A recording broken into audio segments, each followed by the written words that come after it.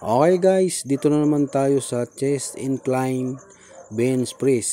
Okay, ang unang buhat ko is 45 pounds.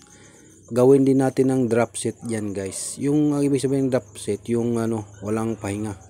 Tuloy-tuloy yung buhat tapos palit ng bigat. Okay, ang sunod naman nating buhatin ay 40 pounds. Ayan. Oh, ayan, mukhang yan, ganyan guys, dapat i-compress nyo yung dibdib nyo dyan kapag ganyan talaga, kapag sa upper chest yan.